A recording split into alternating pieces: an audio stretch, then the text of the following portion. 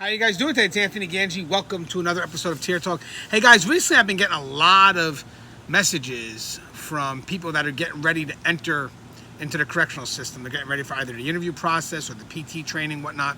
So I want to give some more advice. This is going to be very general because I have covered the interview process before. I just want to make sure I go over some tips again just to help get through some of that anxiety for you, because definitely it's a lot of unknowns going on. So I want to give you some tips that will help you get through this process.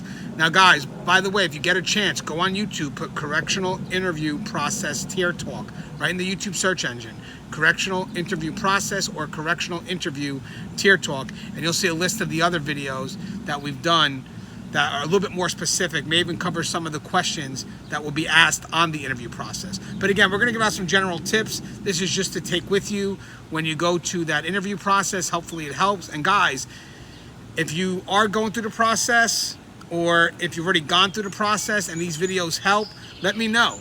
Let me know what they've done for you, because that means a lot to me, because that feedback from the community helps my channel grow. And that's the key here. We're here to help.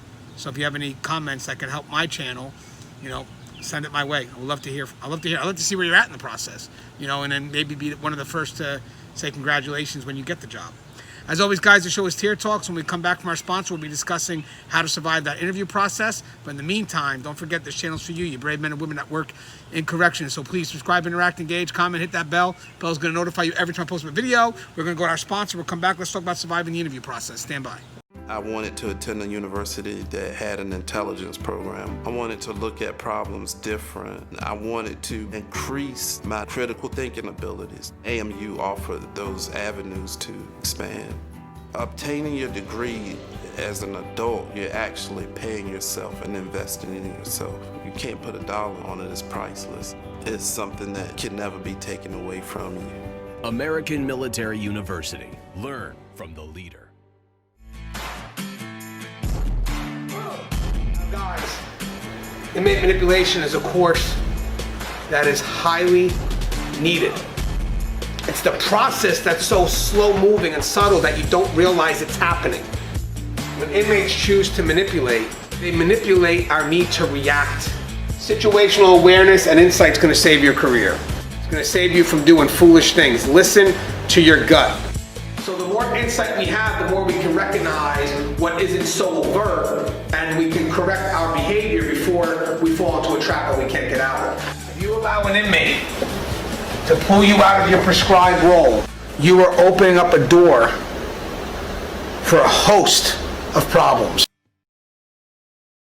Inmate manipulation, the psychology behind inmate manipulation. Available now. Link in description.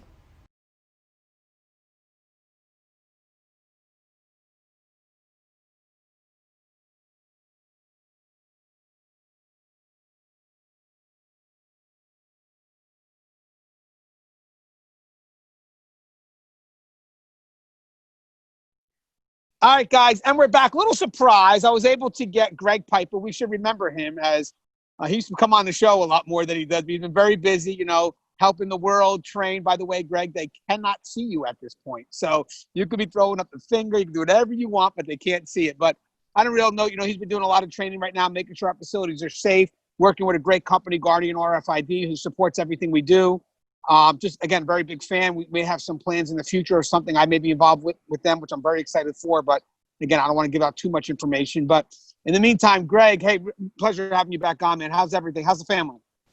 Good. Everybody is healthy. I have been very, very busy. Like you said, over the last couple of months, we had the big pandemic shutdown. But as of the 1st of May, I was back on the road again. So I have been to anywhere from 1 to 2 facilities a week every week since the 1st of May. Been home for probably 36 to 48 hours every weekend and then back at it again. So we've been just trying to get folks back up to speed and making sure that we keep our corrections brothers and sisters safe and give them the best tools available to make them efficient, hardworking, and do everything we can for them to realize you are a professional. Act like it and you will be treated like it. Well, I do thank you for the sacrifice, man. I know we as a profession definitely appreciates what you're doing, and obviously your heart and passion is behind it. So, I mean, there's got to be, I know it's tough with the sacrifice, but there's also some level of enjoyment because you're helping out your family, your brothers and sisters. So obviously, thank you. All All right, so I want to show you a message I got today. Now, recently, guys, as I mentioned, I've been getting a lot of emails and messages because we have a lot of new people getting ready to enter the field. So I'm assuming academies are getting ready to start running. I noticed some videos are getting a lot more traffic on my channel. Again, a lot from the correctional officer interview process, even videos that are more instructive, like how to do a tour, inmate manipulation videos. So I'm starting to see that there's a trend. So I wanted to kind of continue to move in that trend in order to give the audience what they want, because that really is the key for the channel. But sometimes we do stuff that you may not know you want, but you're going to have it. It's good stuff, I promise. But I got a message. I won't say the young lady's name, but she's in the process. And again, this dialogue is more of a general dialogue. If you go to the YouTube channel, if you go to YouTube and you just kind of search, put in the query, what is it, Tier Talk, correctional interview process, or correctional interview Tier Talk, whatever it is, you'll see we've covered this on a very, very specific level. But this is more general tips that can open the door for you. So real quick, person writes, hi, my name is blah, blah, blah, and I'm in the application process to be a correctional officer, and I have the oral board interview left. What is the best advice that you can give me to approve the interview? And by the way, I always follow you on YouTube.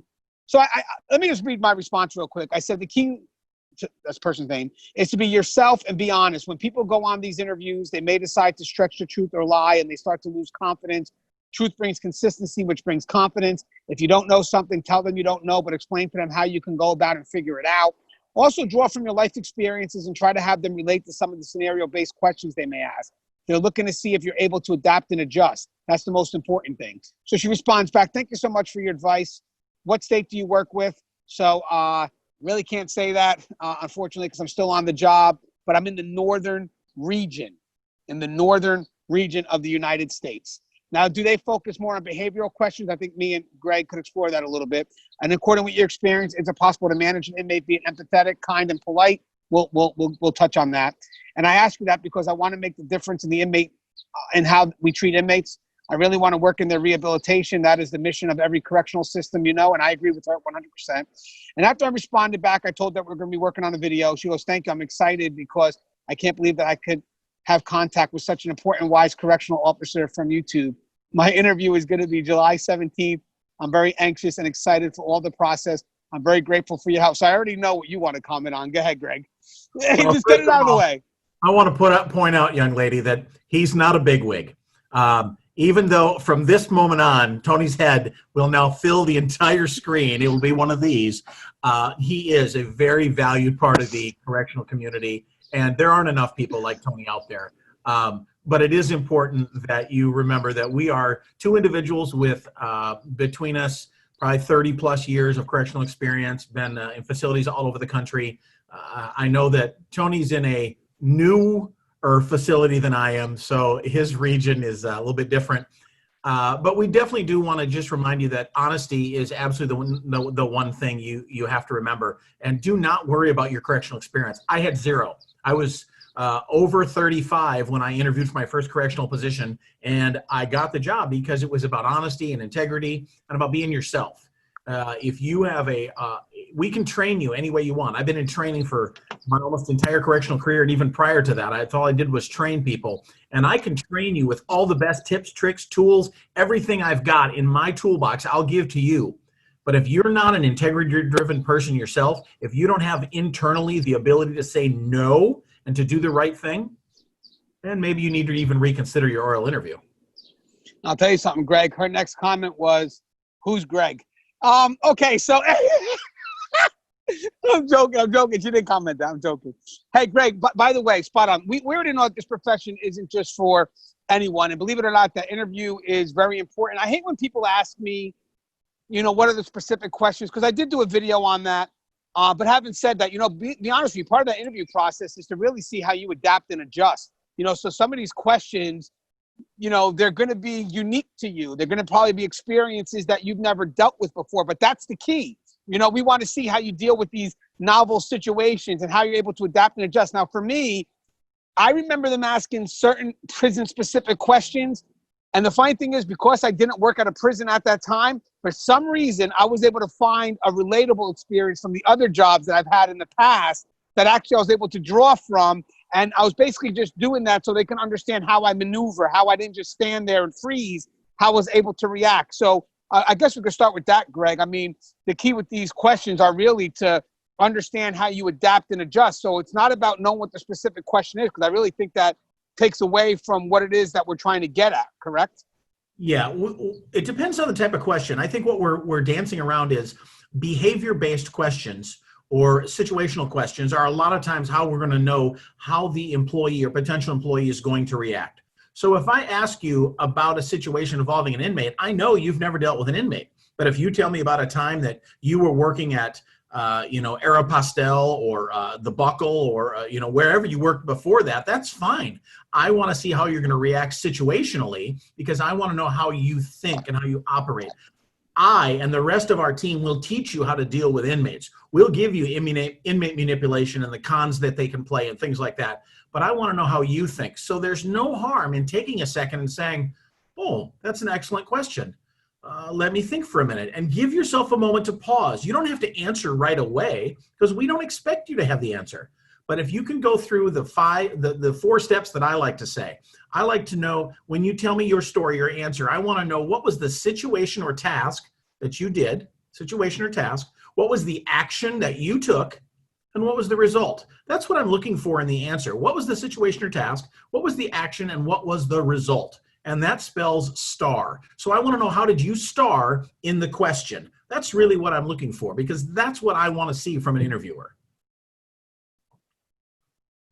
And while Tony works on his microphone, I will continue to talk about how we want to ensure that our team members that we bring on have the ability to think for themselves. Tony? And know how to use the microphone. Sorry, I was muted for a second, but that's a great acronym because that's something that you could take with you. Yes, you're the star of the question. So basically situation, task. And what was the A in the R? Action or result. Action and result. Thank you. I'm going to remember that. Now, guys, check this out. Real quick, the first thing I want to talk about is obviously there's a lot of anxiety because you're going through the unknown. You don't know what's happening. You don't know what's going to happen. So the thing is, you got to make sure that you have confidence. So a couple of things for me when I went on the interview that helped me gain the confidence I needed is the first thing I remember is that they need me. There's a job opening. They need me. So I'm going there to fulfill a need. So right off the bat, just as much as we want to think that they're doing us a favor by, potentially giving us the job, the point is that they have a need and we're actually the ones that are fulfilling that need. So there's no reason for you to come out desperate that you need something. It's not about that. The fact is you're going to go there and you're going to be confident because actually they are the one that's in need of you. So hold your head high. Also, answer honestly. Sometimes we have a feeling that when they ask a question, there's going to be a bit of judgment behind that. And it makes us want to sway our answer to fit what we feel could be that judgment. Guys, the concern here is when you lie. When you lie because you're so concerned about the judgment that's going to be passed, that's where you get in trouble. And and I'll be honest with you too, guys, when you start to lie, you start becoming inconsistent, and now you start to lose that level of confidence that they need to see on that interview. Be truthful. That will bring consistency. That consistency will bring confidence. Go ahead, Greg. I see you nodding. Yeah, the truth will always win out because you have to remember something. In order to lie, you have to know the truth.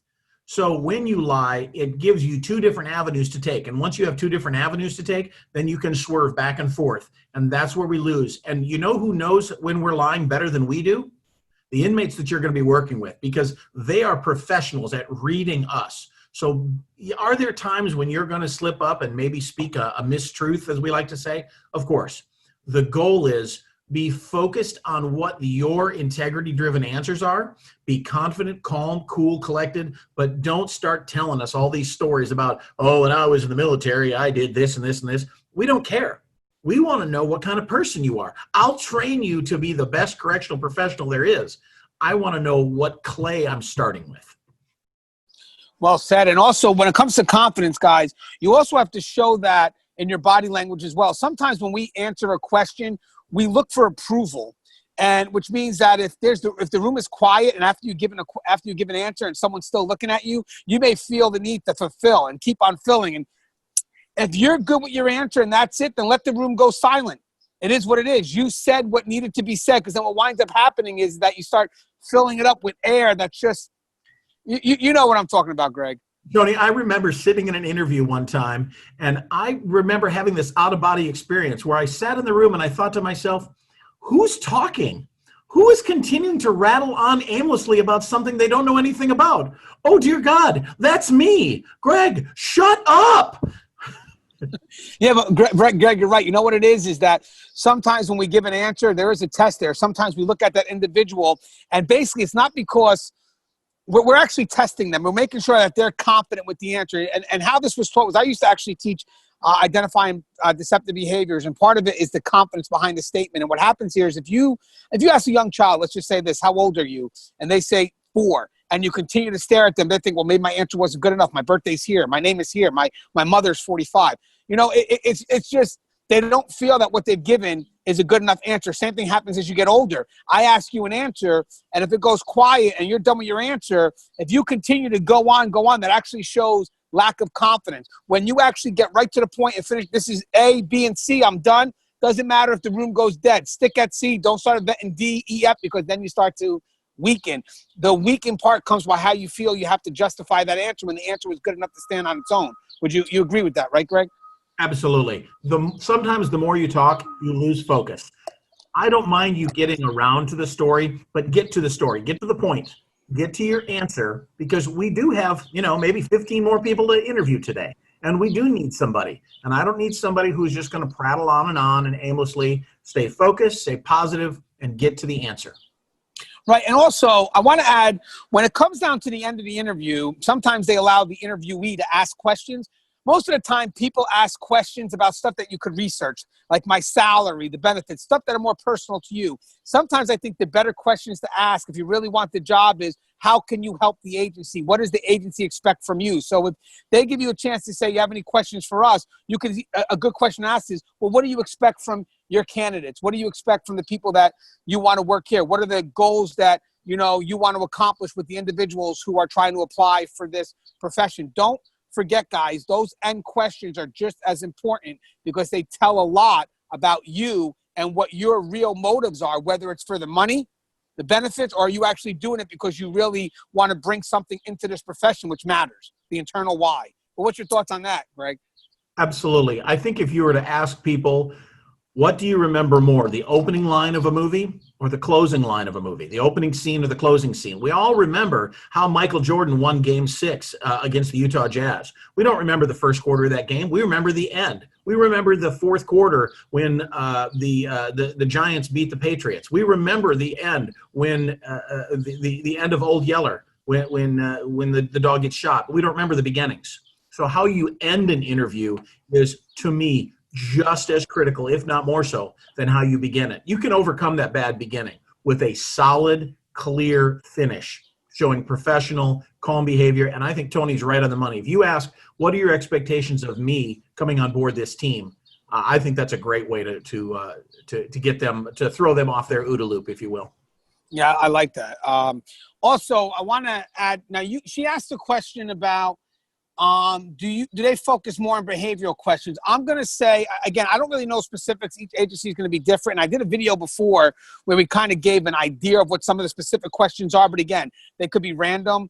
The advice that I kind of gave you is, we're not going to know specifically what they ask, but if you could find a relatable experience, because the thing is, you really don't want to know what they're asking, because this is also a time to test yourself to see if this is a profession that you're able to do. So some of these questions may not be that easy to answer. That's why you don't want to cheat. You don't want to know the questions ahead of time, because, again, you don't want to find out that you're not this person when shit hits the fan. But I will tell you one thing.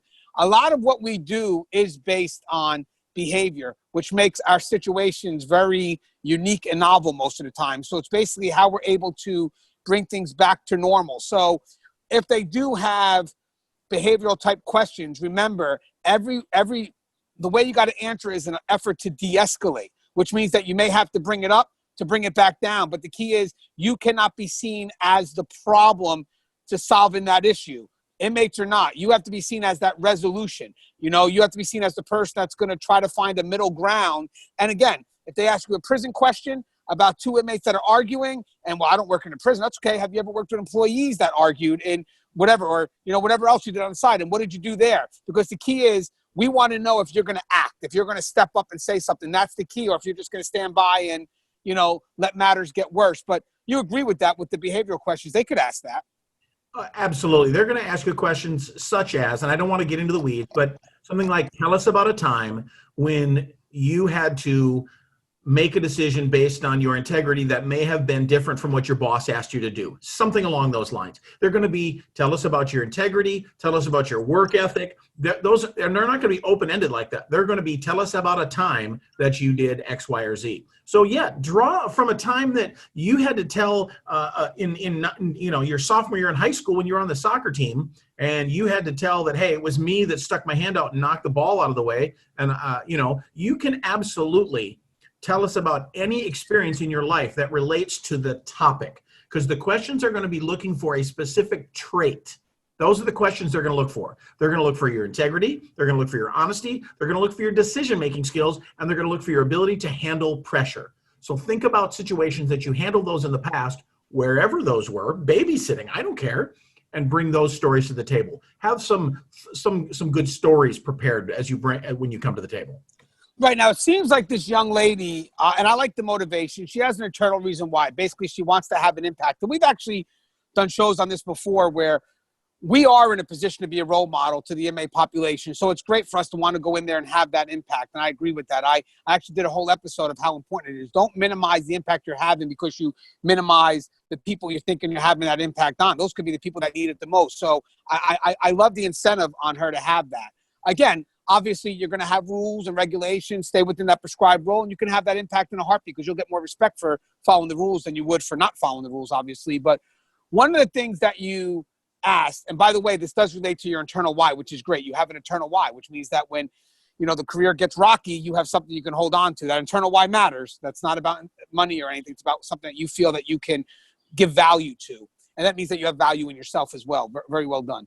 But you talked about empathy and sympathy. Now, I actually did a show on this a while back. It kind of relates to manipulation, and I don't even know why this is a controversial topic sometimes because I think people confuse empathy with sympathy.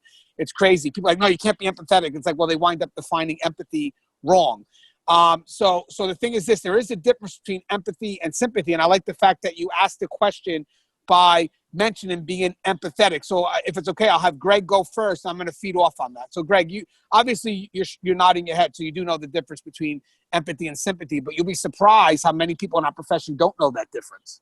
Well, the best way for people to remember this is sympathy starts with S. So sympathy, I feel the same as you. I have sympathy, so I feel the same. I have felt the same way. Empathy is I understand you have feelings, but I'm not going to necessarily change my decisions based on your emotion. I just understand you have feelings, and I'm going to make decisions so that I can relate, so that I can assist you, so that I can help you understand why I've made my decision, but I don't feel the same way, and I'm not going to bring my decision based solely on the fact that you're sad because I said, no, you can't have an extra roll of toilet paper. That's not how this works. I understand. You're hungry, you need to wipe your ass, whatever the case is. I'm going to make decisions to help you through that. I get that, but I don't feel the same way. Tony? Yeah, I agree. I've done this show before with Gary York. I've also done it with Russ multiple times. It's actually part of the inmate manipulation course because inmates will try to connect with you on a personal level to draw sympathy, and sympathy is actually based on emotion. So that's going to blind you from doing what's needed to be done. You can't act on emotion. Like, I can't feel your pain and then be objective about it. So, I mean, it's basically objective versus being subjective. Empathy is actually, I understand where you're coming from, but I'm still able to see things clearly. Like, I understand what it's like for an inmate to maybe get a phone call that he had a death in a family member. Doesn't mean I'm going to feel sorry for him if he acts foolish and does something crazy where I'm going to, okay, you know what, no, I'm not going to do that. But having said that, I am going to give him the respect and whatever it is within my prescribed role to make sure that, he's able to deal with whatever emotions he has to deal with. But the key is that empathy is not subjective, it's objective. And actually, empathy to me is a big thing on how we maintain good, positive inmate rapport. Empathy is basically understanding their perspective. And again, whether you agree with it or not, that's not what I'm talking about. I'm talking about understanding their perspective and then moving forward from that perspective. If I have an argument with somebody, I may not agree with their perspective, but if I'm able to be constructive with them, I have to start with understanding why they say what they say. You understand? Like, I've done this multiple times with people I don't agree with. If they have a an argument and I feel like this argument's way off, I can't just automatically put in my thoughts and expect them to agree with that. I have to walk them through from where they're at and bring them through. And that really takes your objective. Let me see what you're trying to say, and then you build. So the same thing here. Being empathetic is extremely important. It maintains good inmate rapport. And believe it or not, guys, believe it or not, respect. And I'm sure Greg would agree, correct? Respect. Absolutely. I have always believed that the way to succeed in corrections, and I've told people for years, how did you get through 15 years and never have somebody straight up attack you? Now, I've been in my fair share of scraps and had different things happen, but two words: respect and humor. I treat everyone with respect. Everyone gets a Mr. or a Miss in front of their name. Everyone gets the respect of being a human being in my world, and a lot of humor, because that helps diffuse the incredible amount of stress we feel. But I absolutely feel you cannot come into this industry thinking that, well, they're inmates, they don't deserve this, or they did this to get there. That you cannot come in with that attitude. You have to come in that they are human beings who made decisions, made mistakes, ones that you were not a part of, by the way. Remember, you did not arrest them. You were not involved in that booking process. You are merely there to supervise during their time of incarceration. Right, and I have a feeling like a lot of people don't realize, even to this day as corrections evolve, what their role is becoming as opposed to what it was. And I agree with this young lady here. I mean, I like the fact that she's got that mindset. But again, rehabilitation is great, but we still have the safety and security mindset. If you're able to do both, bravo, because that's where corrections is headed, obviously. But again, safety and security is always paramount. There is no rehabilitation without safety and security. I also thought of one more tip, and I don't know if we mentioned it, and then I guess we can come to a close real quick, was that you could still be confident when you don't know an answer. I know this may sound crazy, but a lot of the anxiety comes from the fact that I don't know what they're going to ask. But that doesn't mean that, all because you don't know doesn't mean that all of a sudden you lose confidence. I think the key is that if you don't know, how would you go about to get the answer? I mean, I remember when I was interviewing for higher positions, and granted, I was custody. When I crossed into the administrative level, they started asking me questions that were 180 from custody. They started, remember, I'm from custody. They're not going to ask me questions about custody. They're going to ask me questions about programming and other administrative responsibilities. And there was questions that they asked me that dealt with social service programs. And I knew a little bit because I did have some interaction. Plus, when I went through this administrative position, man, I had to read 10A like you wouldn't believe. I mean, it was harder than studying for a sergeant's exam or lieutenant's exam because they're a little bit more focused. This was anywhere in 20 chapters that they could pull from. So it was a crazy read. I had no idea what they were going to ask. Actually, obviously, I did well. I got the position. But mind you, the position was anybody, as long as they were a sergeant or above at that time, could take it. So the competition was crazy. And then they narrowed it down from, probably triple digits to like 5, that wind up getting chosen. And again, that starts all the way from the application process, all the way to the interviews, all the way to the picks. And now I'm also involved on the other end of the interviews now, where I interview people from my departments, whether it's a frontline employee or a higher level management position within that department. And I notice sometimes there's questions that the person, they're tough. They're not easy. And I know that the person may not have the answer, but the key is that they say, you know what, I don't know, but let me tell you how I go about and figure that out. And that matters to me because it shows that they have the ability to problem solve. I did that when they asked me about the program questions. I didn't know, specifically what that answer was, but man, did I give them a detailed map of how I was going to figure it out within means. Now, you may not know so much about the prison world, but again, if there's a certain thing that is a problem and you could relate that problem to something in the real world, show us how you solve that problem. Show us how you're able to navigate and basically take ownership of what that issue is, because that's the key. I may not know the specific answer, but I just showed you that I can solve a problem. And in the long run, I'm going to tell you guys, we face a lot of unknown in corrections. We don't have the answers in front of us. So the fact that you're able to maneuver and figure that out, that means the world to us. Right, Greg? Absolutely. I think the other piece to that is one of the things I want to hear you say is, I'm not sure exactly how I would resolve that issue, but I think if that issue came up while on shift, the first thing I would do is ask the senior officer on my living unit, and then I would probably run it up the chain, ask my sergeant, my lieutenant. I would ask for assistance in resolving those issues. Don't be afraid to ask for a team result. Even as a supervisor, I would always look to my left and to my right and say, okay, let's make this decision as a team so we make a solid decision tree when we move forward. There are times when it's ultimately just going to be your call, but don't be afraid to say, that's a great question. I don't have the correctional knowledge to answer that, but I do know in my previous experience, I would have gotten my supervisor or my manager to assist me. But I always have subscribed to the philosophy of fake it till you make it, which was my answer to everything, which was I'm going to act like I am going to be able to make those decisions for you until somebody puts me in the decision to make those decisions. So I've always been that kind of guy that I'm just going to make the good decisions, the solid decisions, and I'm going to do what's right. And sometimes, I've been chewed out once or twice. I'm sure Tony has as well. But ultimately, I did what I thought was right, and that's what it comes down to. Right. I'm going to tell you something. Even though this was very general advice, I think this is general advice that actually could be applied specifically, as crazy as that may sound, to the interview process. I mean, you have to apply it, though. I mean, you have to take what we just gave you now and see how that's going to fit into what you need to do at the interview, maybe even at that moment. Don't over-prepare yourself, because things are never going to work out if you keep on just playing, because God forbid you over-prepare yourself and you hold yourself to a script. And then all of a sudden, when you get there, that script's invalid. You got to allow some type of novelty to enter. Don't go over-prepared. It's not about that, because also when I interview somebody, I can also tell when this person was given the answers. When this person came in, it's just so scripted because they're so perfect.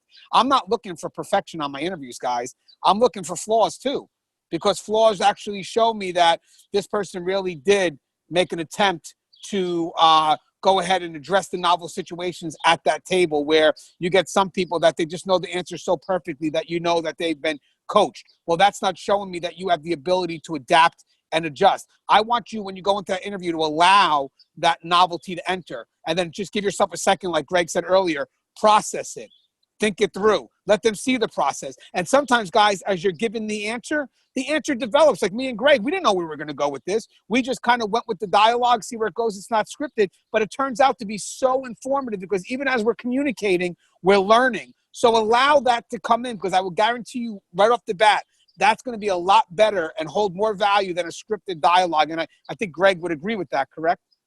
Oh, you can tell when somebody's basically reading off those mental cue cards when they answer those questions. Yes, I would have the offender fill out Form 214 and have them meet with the disciplinary board in 2 to 3 days to determine that. Like, no. Let me hear from you. Is it going to be the right answer all the time? No. But I'm checking on more than just the words you say, how you say it, when you say it, how do you react, what's your comfort level for being in a stressful situation. I think it's okay for you to maybe even if you can, get a friend or a coworker or somebody, your mom, dad, sister, brother, boyfriend, whatever, to say, hey, let's sit down and do a mock interview and have them ask you a few questions just so you can relax, because that's important. We want to see who you are. And if you're nervous, we're not going to see the real you, but I think you'll be just fine. Right now, hey, Greg, you have anything you would like to say in closing? To her, good luck. Welcome to the family. We're excited to have you, and stay safe, because that's the most important thing in this industry. And you can do that. Just keep your head about you, keep your wits about you, and we look forward to having you as part of our family. Yeah, I want to add on to that. Don't forget your true motivation. Let that stay with you for the roughest of times, because believe it or not, this is the fun part. As you progress in this field, especially now with the pandemic and a bunch of other stuff, there's a lot of stress, and you wind up having to go back and ask yourself, why am I really doing this? Because again, it's not about the money anymore. It's not about it's about, like, there's got to be something deeper than this. Where's my impact? I actually did a video on this. I think you should check out too, about a gentleman who had 24 years in that just couldn't make rank, and questioned his reason for being in the profession, not realizing that he was creating an impact every day without having that rank. Very, very valuable, but it was something that he really had to look into himself and figure out. But also, in the end, remember, you're doing them a solid by coming in. We have a request. You're helping us with that request. That should give you a level of confidence. Be honest. Be consistent with your answers. Also, when I say take control of the interview, by the way, remember, people that ask questions seem to be the ones that have a level of control. But with that said, how you answer that questions also showcase that you're able to take that control back. That's where that confidence comes in. That's where you give them answers, but also you kind of regulate where the question is. And what I mean by that is, we mentioned it before, is that you know, I may ask you a scenario that you may not know about, but then you can go ahead and think of a way to relate that scenario. So therefore, you're kind of controlling the dialogue a little bit by letting them know, okay, I may not know this, but with that said, I'm able to answer this, which could pertain to that. If you could actually draw that connection, but that's very important, because I think for me, how you're able to relate these novel situations to your world will help you so much in that interview process, because you'll be shocked the stuff that you actually go through that's easily relatable to the prison setting. So don't think that you have to know everything about a prison before going in. Try to find a way to draw what you can from the real world experiences into your answers. But as always, I hope you got some information from this. Please hit us back. Let us know what you think of the video. And as always, guys, the show is Tear Talk. If you haven't, please subscribe, interact, engage, comment, hit that bell. The bell's going to notify you every time I post a video. We also have the Tear Talk podcast. We're actually going to cover that this week. We're going to do that tomorrow night, so it'll be released on Friday. Maybe Greg will be willing to come on for tomorrow's dialogue. It's at 9 o'clock Eastern Standard Time. Yeah, but it gets aired on Friday. And then I think I'm going to have either Cody Cook or Louis Soto come on to balance the dialogue. As always, guys, the show is Tear Talk. Please stay safe.